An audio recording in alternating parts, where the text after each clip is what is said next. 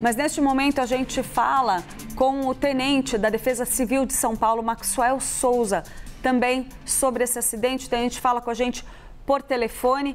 Tenente, o senhor me ouve? Aqui é Clarissa Oliveira. Muito obrigada por tomar o seu tempo para conversar com a gente.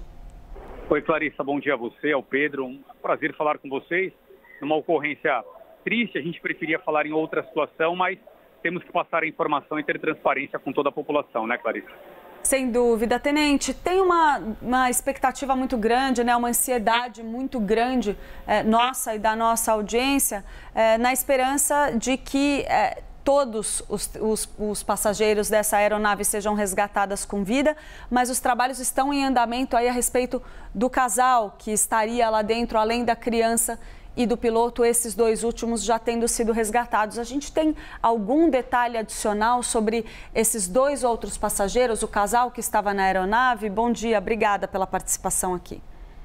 Larissa, nós estamos desde o início da madrugada já trabalhando nessa ocorrência, os bombeiros, o helicóptero Águia, né, a Defesa Civil de Caieiras também mobilizada, e nós conseguimos, né, felizmente, socorrer o piloto, a adolescente, né, a criança de 12 anos, que também estava dentro da aeronave, foi socorrida. Eles foram para o Hospital das Clínicas, foram transportados.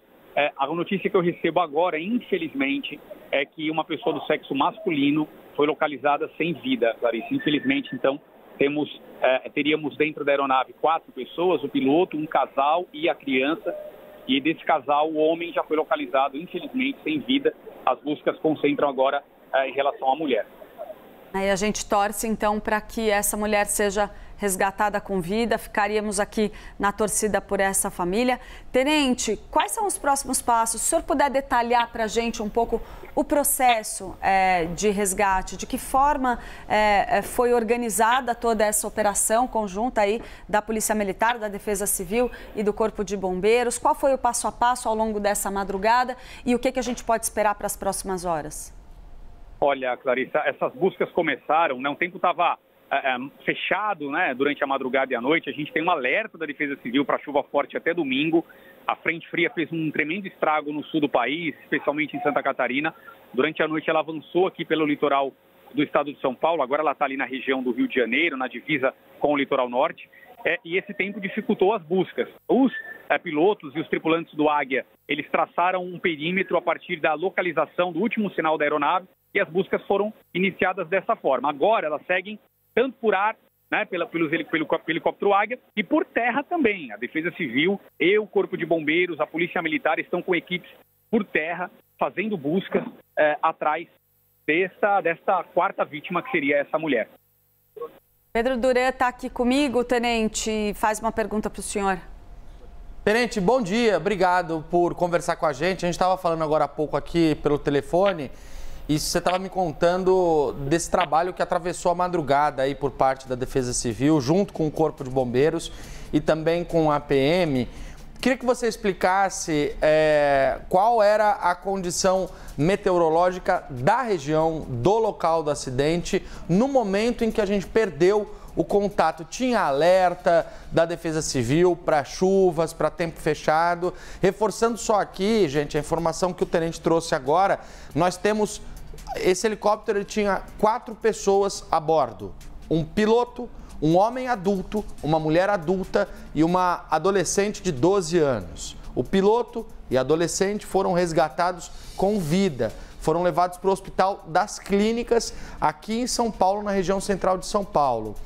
O homem foi encontrado sem vida. Infelizmente, morreu neste acidente e a mulher ainda está sendo buscada. Conta pra gente, por favor, tenente, qual que era a condição meteorológica desse local no momento do acidente? As chuvas podem ter interferido nesse problema?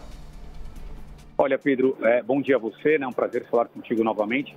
É precoce nós afirmarmos o que teria causado a queda da aeronave. Claro que uma investigação é quem vai poder apontar, né, o que causou essa queda da aeronave, mas a gente compreende, né, a ansiedade da população em saber, em entender isso. O que nós temos de informação é que realmente nós temos um alerta, a Defesa Civil, nós emitimos um alerta ontem para chuvas fortes que tendem a cair no estado de São Paulo. A validade do alerta é até domingo. E as condições climáticas eram de um tempo realmente fechado. Chovia na Grande São Paulo durante a noite e a madrugada. Tivemos momentos com chuva Não temos a confirmação exata se no momento da queda da aeronave chovia, mas com certeza havia mau tempo, como eu disse, nós tínhamos alerta. Para chuva, como temos inclusive alerta para chuva, a Defesa Civil está toda mobilizada durante esse fim de semana, em razão de tudo que aconteceu em Santa Catarina, um estrago tremendo lá no sul do país, e a possibilidade de termos algo também grave aqui no estado de São Paulo. Então estamos todos mobilizados, tanto que hoje estamos na estação Pinheiros do metrô, fazendo uma ação de conscientização junto aos passageiros para evitarmos tragédias e acidentes aqui em São Paulo. Então, no momento da queda da aeronave, o tempo estava realmente um tempo ruim, né? Com o tempo fechado, com o céu com muitas nuvens. Agora, não temos nesse momento como afirmar que teria sido essa a causa preponderante para a queda da aeronave, Pedro. Tenente, a gente vem aí de um fim de ano difícil, com muitas ocorrências, com aeronaves de pequeno porte. A gente teve tudo bem, a gente teve o caso da Voipaz lá no ano passado, um avião grande, mas depois a gente teve recentemente esse caso em Ubatuba, agora esse helicóptero. A gente está vindo de uma sucessão de casos. Como que o senhor enxerga aí esses episódios? Em geral, quando a gente conversa com alguns especialistas, eles relatam muito para a gente que não necessariamente houve um aumento do número de ocorrências, mas muitas vezes elas são registradas, ganham uma repercussão maior, porque hoje em dia o celular tem uma câmera em todo lugar, as imagens acabam correndo as redes, isso dá mais projeção para esses casos. Eu gostaria de uma avaliação do senhor que lida com isso no dia a dia, está participando ativamente de trabalhos de resgate como esse, a respeito do número de ocorrências que a gente tem tido com aeronaves de pequeno porte.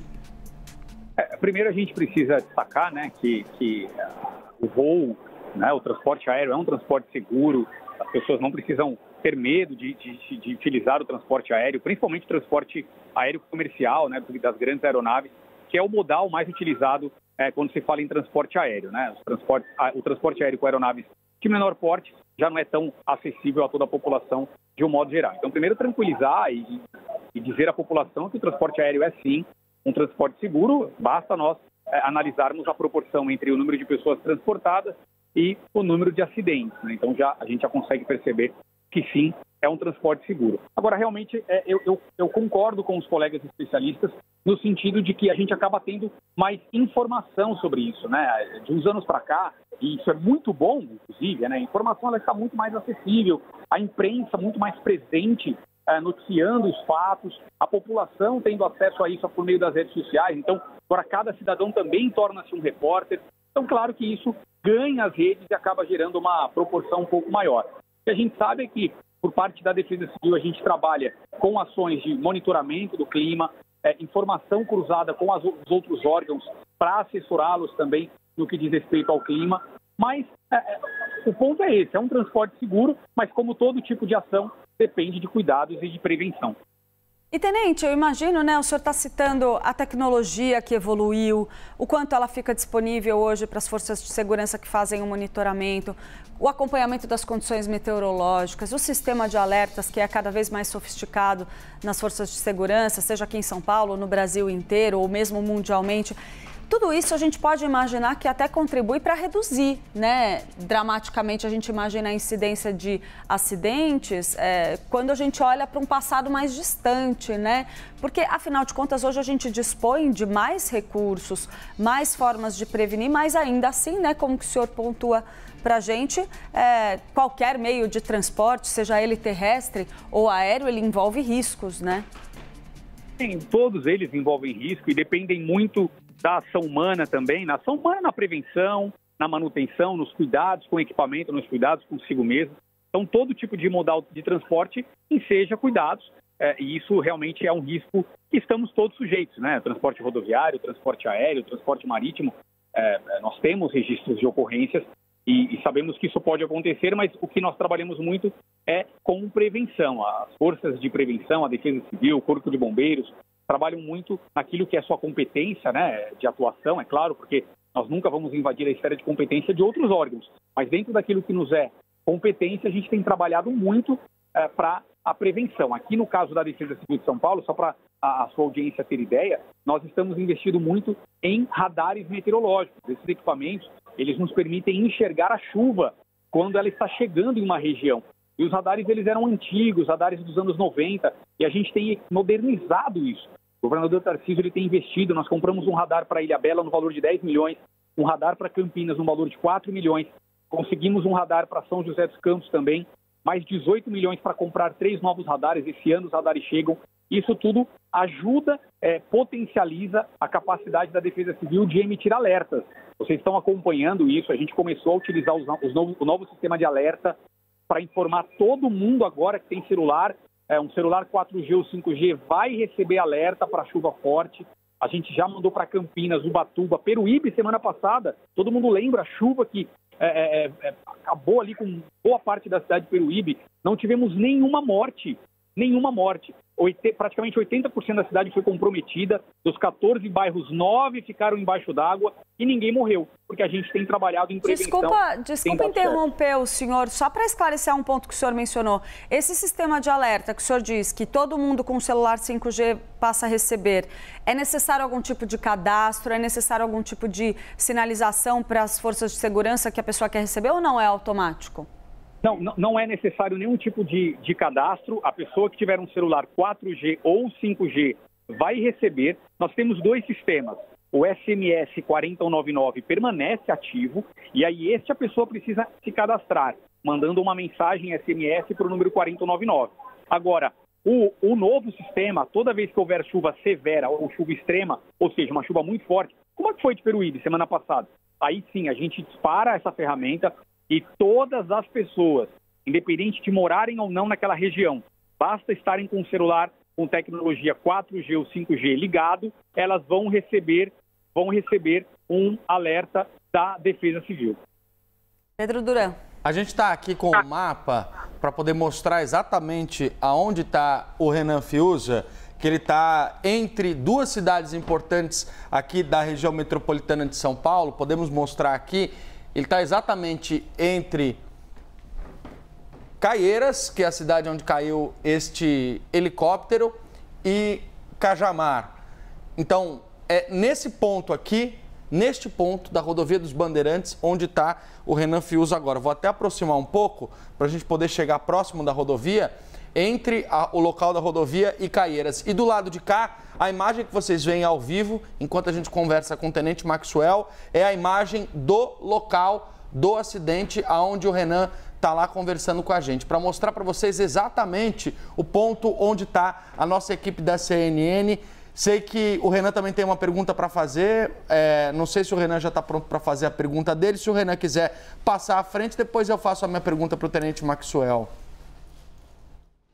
Acho que o Renan está se posicionando ainda. Podemos seguir aqui com a conversa, daqui a pouco o Renan conversa. Já está ouvindo a gente, Renan? Tenente, temos o Renan Fiuza aqui conectado. Ele está no local do acidente, Tenente Maxwell, e ele vai participar aqui dessa entrevista com a gente, trazendo informações diretamente de lá. Renan, com você.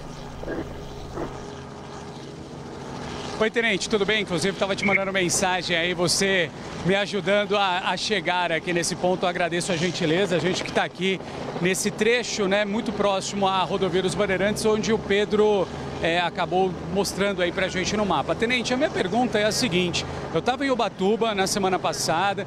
No final do ano passado, a gente acompanhou também uma aeronave que saía daqui de São Paulo, do Campo de Marte, e ia para Ilhabela, acabou caindo ali na atividade da Serra. A pergunta que eu tenho para o senhor é como fazer com que essas orientações de mau tempo, de baixa visibilidade para essas aeronaves menores, que por vezes acabam voando sem aparelho, sem instrumento, como um helicóptero, para que essas aeronaves não decolem. A gente percebe que muitas das vezes os pilotos acabam assumindo, né, esse risco de voarem numa situação bastante delicada e acabam saindo, né, ali dos hangares. Existe alguma coisa para que possa ser feita, para que nesse sinal de perigo, nessa orientação da Defesa Civil ou de todos os órgãos competentes, as aeronaves não decolem? Fiuza, bom dia a você. Sempre um prazer poder colaborar, ajudar os amigos da imprensa, ajudar todos vocês que estão sempre prontos também a passar as orientações da Defesa Civil. É um trabalho realizado, né, pela ANAC, é um trabalho realizado pelos órgãos competentes da aviação civil aqui do nosso país. Também a gente conta sempre com a responsabilidade das próprias empresas, dos próprios pilotos, daqueles que são responsáveis por essas aeronaves, para que possam seguir as orientações e seguir todo o manual. O transporte aéreo é um transporte muito seguro e como eu dizia antes, e com muito rigor, né? A gente tem, por exemplo, o nosso comando de aviação da Polícia Militar, os nossos pilotos, e sempre que conversamos com eles, sempre que temos a oportunidade de ir no hangar ali da Polícia Militar, vemos a seriedade com a qual é feita a manutenção dos equipamentos da Polícia Militar, tal modo que nós não temos registros de acidentes, né, históricos de acidentes graves envolvendo as aeronaves da Polícia Militar, porque isso é feito com muita seriedade. Então também fica aqui a orientação para as pessoas que vão utilizar esses transportes, checarem com muita cautela, acompanharem, né, se as manutenções estão sendo feitas de forma corretamente, observarem o histórico, a reputação dessas empresas. E eu volto a repetir, a maioria esmagadora com uma seriedade total, haja vista a relação entre o número de pousos e decolagens que nós temos. O céu de São Paulo é um dos mais movimentados do mundo, e nós não temos um registro de ocorrências de forma corriqueira, mas, infelizmente, às vezes acontece. Então, a orientação que nós damos é as pessoas que utilizam esse modal de transporte, que chequem. Se você for locar uma aeronave, cheque. Se você é proprietário dela, cheque também, acompanhe com a sua equipe, com o seu piloto, se as manutenções estão sempre sendo feitas de forma correta. Passando aqui para a nossa audiência, a gente está conversando por telefone com Maxwell Souza, tenente Maxwell Souza, tenente da Defesa Civil de São Paulo, que está acompanhando todo esse trabalho de resgate do acidente com helicóptero aqui na região de Caieiras. Tenente, as informações que chegam para a gente dão conta de que o piloto teria saído ali andando consciente desse acidente, a criança também resgatada com vida. Pela experiência do senhor em acidentes com aeronaves desse tipo, helicópteros desse tipo, é comum a gente ter esse resgate de pessoas com vida em condições como essas que a gente observou? Olha, é possível, né? A gente observa que a gente viu que o piloto saiu com vida, conseguiu buscar ajuda. Pela informação que nós recebemos, ele teria ido na portaria ali da empresa, porque é uma pedreira também, né? Tem algumas áreas de plantação de eucalipto na região. Teria conseguido fazer acesso e teria informado o acidente. Teria, inclusive, ficado com a criança, com a criança de 12 anos.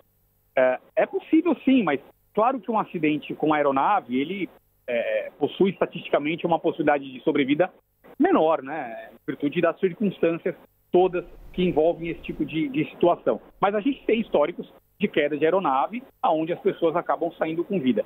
Mas realmente é complicado de falar, eu acho que a prevenção é sempre a melhor saída, o que eu acabei de falar, a prevenção vai ser sempre o melhor remédio para evitarmos uma situação como essa.